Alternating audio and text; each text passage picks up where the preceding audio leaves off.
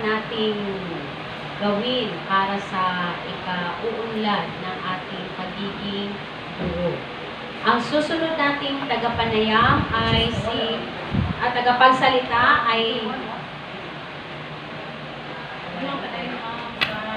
ay si Jessa Kedapodepil Diadupil Castrana. Si Jessa ay nagtatapos sa Orius College noong taong 2016 with the honors of being cum laude. A Bachelor of Secondary Education major in English na kung saan siya ay nagtuturo dito sa Butuan City School of Arts and Trades sa loob ng 4 na taon. At sa kasalukuyan, siya ay nag-aaral sa kanyang masteral sa SGIT. Laude na po siya pag-graduate. Short lang. Kasi naman rin ang pangalan Salamat sa introduction mo, no? Natingaan na siya ako kay nakabalo si Ma'am sa uban information, Charles. Okay? So, alam mag-out na. na nogain na, but then, no internet connection. So, okay. I-try na natong activate yung prior knowledge gain na, but then, tungkol sa internet, so, natay other activity later. So, my topic for this afternoon is the 5 major teaching approaches. So, our main topic for this afternoon is kaning teaching approaches yun siya. And then, overview na din sa katong PPST. So, a while ago, Ma'am Jenny already discussed the different generation. So, another ay 6th generation, and then added with the last generation na na-mention gaina. So, I think by this moment, you already know which generation you belong to. So, kung asa po lapit na belong. So, some of you belong to millennials, no, na generation. Others belong to asaman. Okay, Generation X daw, Generation X. Okay, so I guess yung generation lang, no, Gen X lang, and then the Gen Y or the millennials. Okay. So, mga anak pa na kuhon, nato ang kanang mga kuano, Gen Z, or mga anak ninyo karon. May uban na ang mga Gen Z. Millennials, subugo. Millennials. Hindi ako, Generation X. 1977. Okay, 1977. Nakasod na. Okay, so, this is the silent generation, baby boomers, Gen Zers. So, gaya nga na-explain ni Ma'am, no, millennials, and then the Gen Z. Okay, so, 5 major teaching approaches, and before we're going to start our topic, let's know first the objectives of this discussion. Okay, so, first objective is comprehend the deeper meaning of pedagogy, and then grasp the definition and differences of the 5 pedagogical approaches. Design effective strategies of any or all 5 pedagogical approaches. So, the 5 approaches that we're going to discuss is crafted and aligned to the Republic Act number 10533 or known as, unsa man ni siya? The K-12 curriculum or the Enhanced Basic Education Act of 2013. So, kagayin na-discuss balik-balik ang changes. So, as time passes, our curriculum also change. So, muna, nanay mga changes, so we need to adapt to these changes. So, kailangan makabalo po ta nga ang mga bata karon is na-change na po ang mga learning styles and then ang ilahang mga preferences sa mga generation karon, no. So, as time goes by, the DepEd also adapted to the change. Yan na-mention gaina. So, DepEd shall work with the Commission on Higher Education or the CHED to craft harmonized basic and tertiary curricula for the global competitiveness of Filipino graduates to ensure college readiness and to avoid remedial and duplication of basic education subjects. The DepEd shall coordinate with the CHED and the Technical Education and Skills Development Authority. So, ang DepEd code is, nag-agad po sila sa kaning DepEd, sa CHED and sa TESDA, no? Dili lang sila ang nagbuhat sa changes. So, it's also aligned with CHED and sa other partners pa like TESDA. So, the DepEd shall adhere to the following standards and principles in developing the enhanced basic education curriculum. So, the focus is the curriculum shall use pedagogical approaches that are constructivist, inquiry-based, reflective, collaborative, and integrative. So, mo ni siya katong 5 approaches to learning according to DepEd. So, mo ni siya nga itong i-apply po sa ato ang pagtudlo.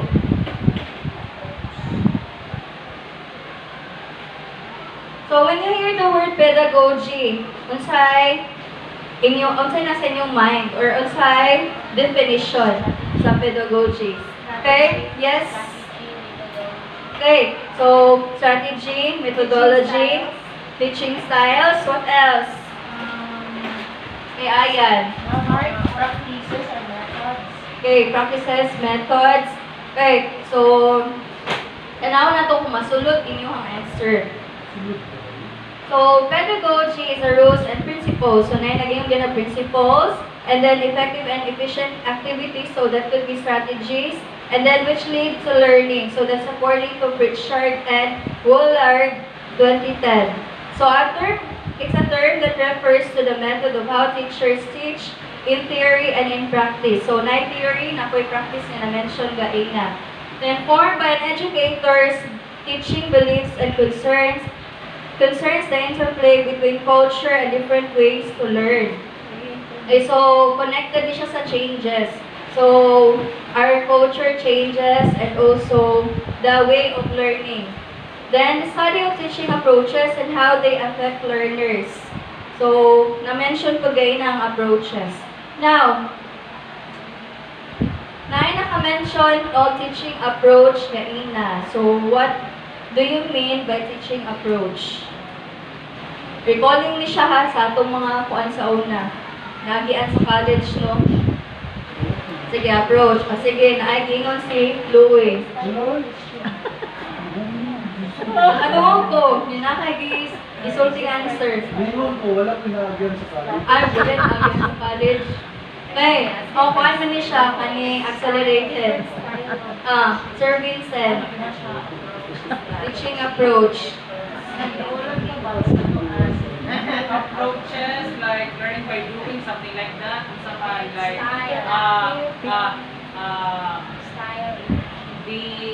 deductive lecture, method like lecture method, experimental, methods Style teaching siguro. approaches. Part na siya, like learning by doing, something like that, diba? Okay, sige. So let's add some ideas sa katong mga i-answer ni Sir Vince. Like So, motivation. when you say teaching approach, it's a set of principles, beliefs, or I guess lahi na po siya sa techniques, kanto methods, strategies. Okay, so beliefs or ideas about the nature of learning which is translated into the classroom. So a way of looking at teaching and learning. So, muna siyang upat. Approach, strategy, method, technique. So, okay. Please read approach. Sige. Sir Vince. So approach is a set of principles, beliefs, or ideas about nature of learning which is translated into the classroom. Okay, strategy, a long-term plan of action designed to achieve a particular goal. Method, it is a systematic way of doing something. It implies an orderly arrangement of steps. It is more procedural. Technique or activity, it is a well-defined procedure used to accomplish activity or task.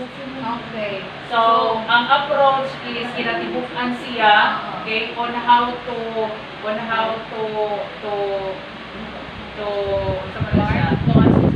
assess learning how to basta kinatibukan siya sa strategy, method, and technique. Kumbaga, basis siya kung anong kini nga strategy ang atong gamiton. Okay. Okay. Yes, So, sakto to ang i-explain ni Sir Vince, no? So, when you say approach, makita na to diha, di ba? Ang strategy, method, and technique is katulang mga kuan. Under lang siya sa approach. So, approach is the broader term for kanang sa tulod. Okay? So, we have 5 approaches, and I'm going to discuss the first two approaches. So, pedagogical curriculum approaches in teaching. So, first, we have 5. So, constructivist approach, collaborative approach, integrative approach, inquiry-based approach, reflective approach. So, first is the constructivist approach. So, any idea about constructivist approach? Constructivist, from the word construct. So, man. This is a kind Yes, of girly. Girly, stand up, girly. I think this is a kind of approach where the students are expected to maka-create of output, which is they are the ones who construct, from the word construct.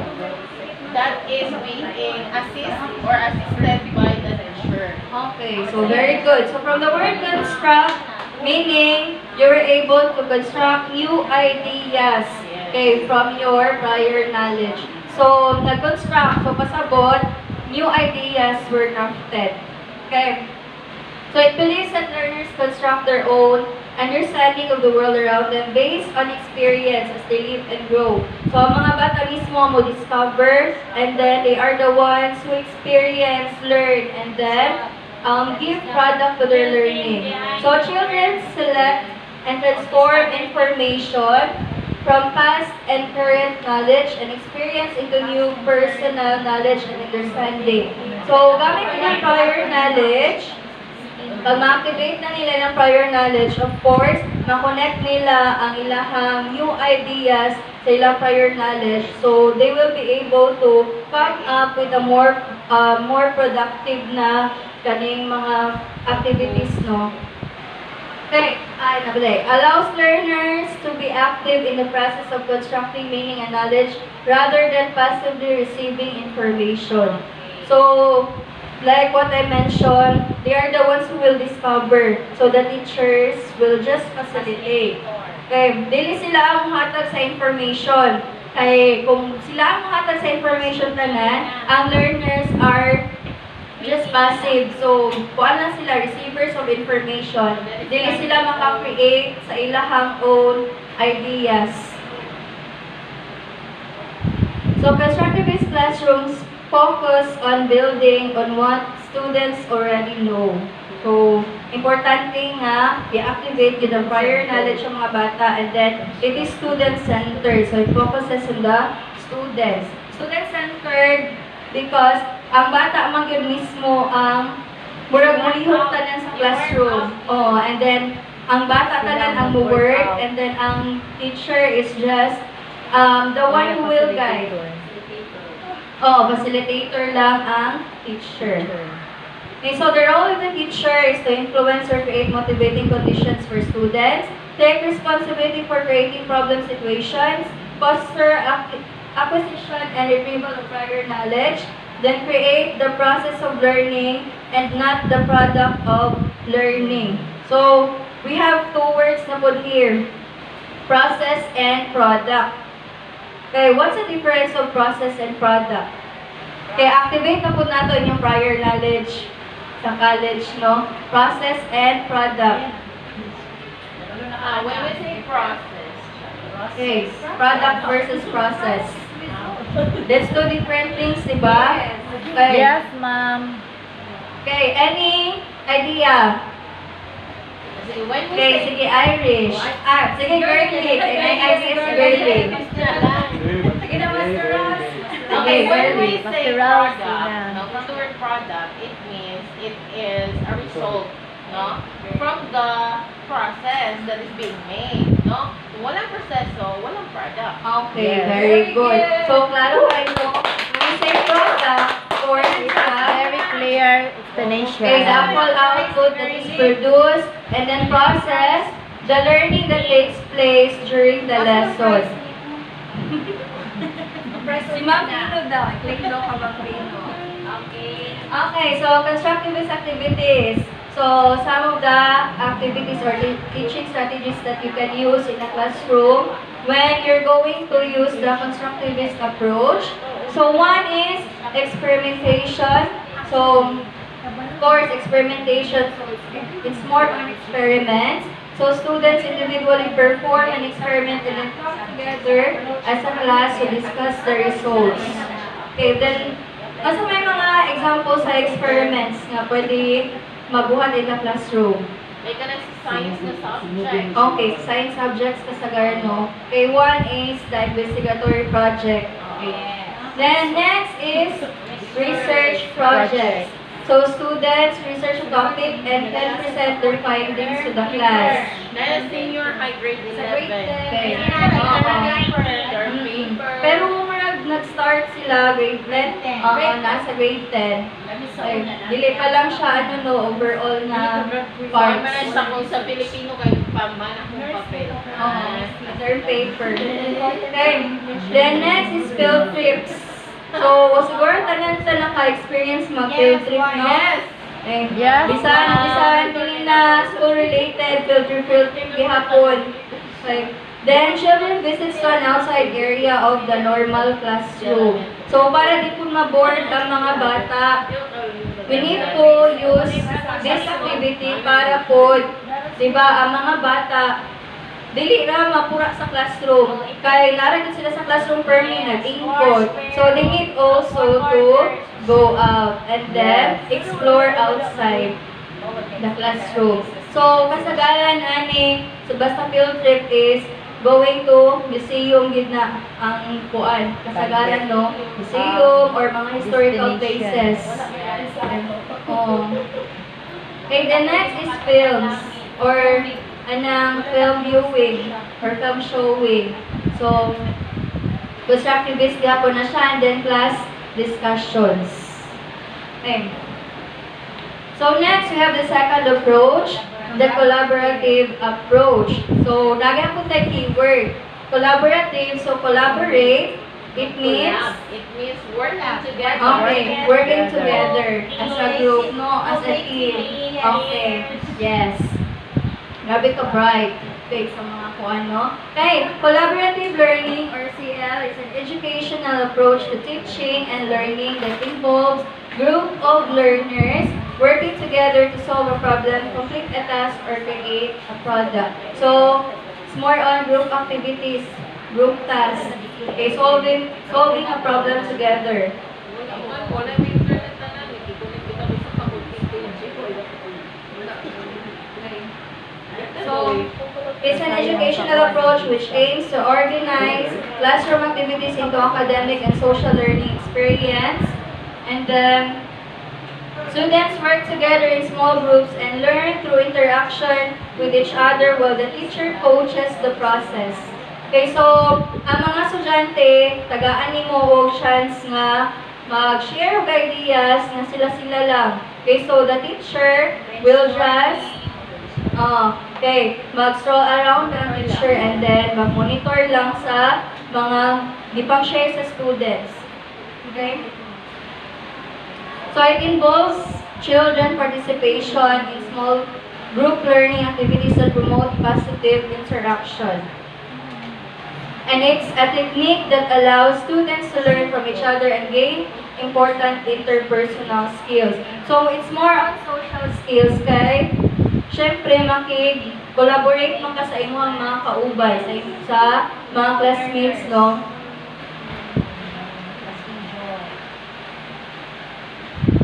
So, for collaborative learning, we have to share ideas, then there is collaboration, interaction, then discussion, and then brainstorming, and then community is also involved. So the role of the teacher, in order to achieve a classroom where collaborative learning approach works, teacher must fully understand learners' preferred learning styles and view of learning where classroom teachers shall use the following strategies properly.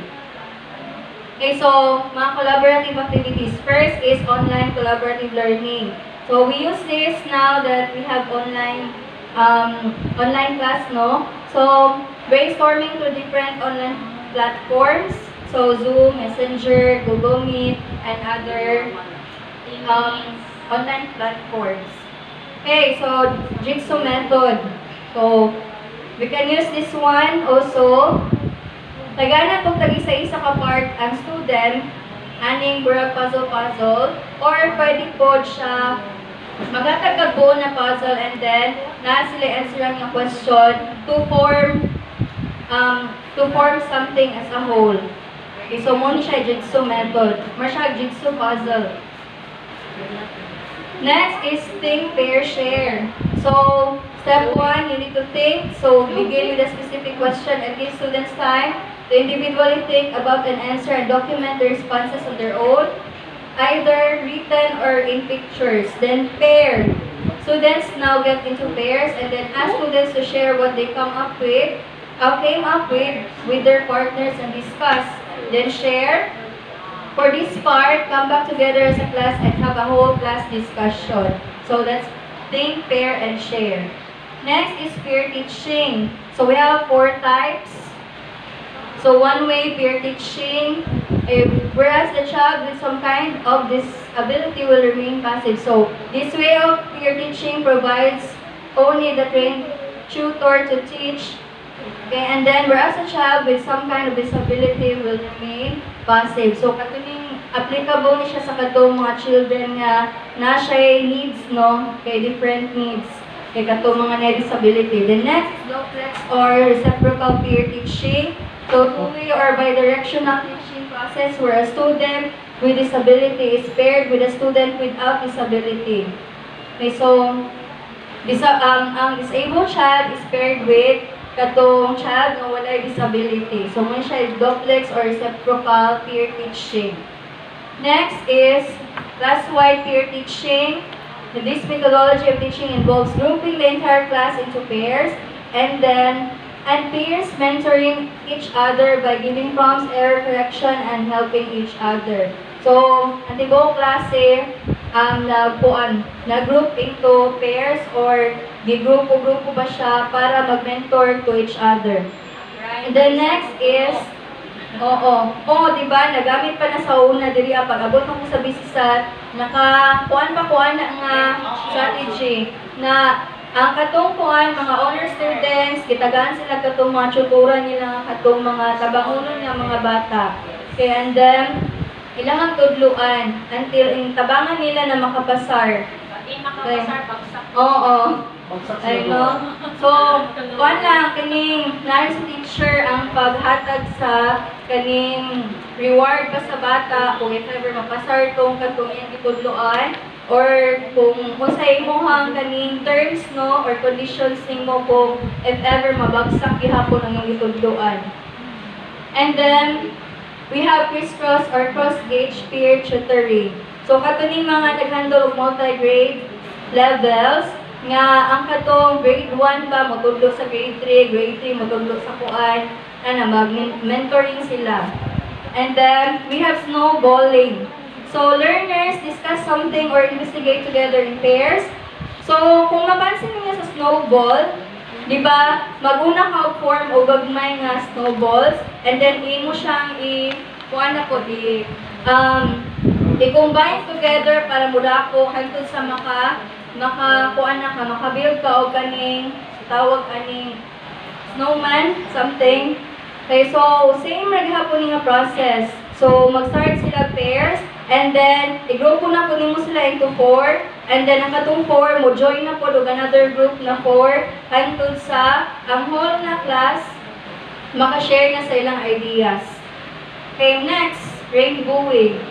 So the class is divided into groups to share ideas. Then each member of the group will be given different colors. So, isa lang ka group, but then the members will have different colors. So, for example, isa ka group, si Ayan, si Louie, si Jocelyn, and then si Girlie. And then, blue, red, green ba, ana, ilang colors. Then, sa pikas ko na group, na po sir, blue, red, green, pink, mga colors. And then, at first, ang kato na group, kato nga sign group, mag-share sila ng ideas. And then, pag gumawa na, for example, kaganin mo, ma'am, kato mang kuan ma'am, group pa una. Oo, regardless pa sa ilang colors nga imong nahatag. So, pag moingon na ka nga 5 minutes, kay mag-change na po mo o group or partners, kay pangitaon na po nila ang same nila o color, and then they will form another group, then mag-discuss na po, mag-share na po ideas. So, muna siya rainbowing. Okay? So, klaro mo sa collaborative and then the constructivist approach. Yes, Sure. ma'am. Okay, let's try. Yeah. Okay. You're going to raise your right hand upwards. Upwards ang inyong right hand if it is constructivist approach. And then sidewards, ha, right hand yapon sidewards if it is upwards, upwards. Kung constructivist and kung collaborative, sidewards. Okay? Sige, let's try. Group discussion.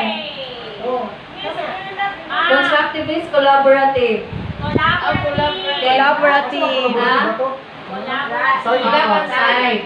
Okay. Collaborative. So, yes, it's collaborative. Next. Nagsunog-sunog ang uban. Oy. Okay. Sige. Investigator project is constructivist approach. Next. Role playing. Tawagan. Role playing. Kulab. Okay. Collaborative or benefit siya, constructivist approach. Yes. Kaya, for role-playing na group activity, pwede po siya for collaboration. Yes, ma'am. And then, individual video clip making. Okay, that is constructivist. Tama. Next. Okay. Self-vlog. Okay, that is constructivist. Kaya ano to, gitawag na siya vlog. Video. Okay, video. Video. Okay, vlog. Okay, next. Brainstorming. Last one. Okay, brainstorming. Depende sa duha. Depende sa Collaborative. situation. Pwede po siya. Constructivist. No, kaya it's constructing your ideas gihapon. Okay. So, that's all for the two approaches. Okay, so the continuation will be discussed by Mrs. Jennifer Aniola. Okay, thank you for participating and for listening.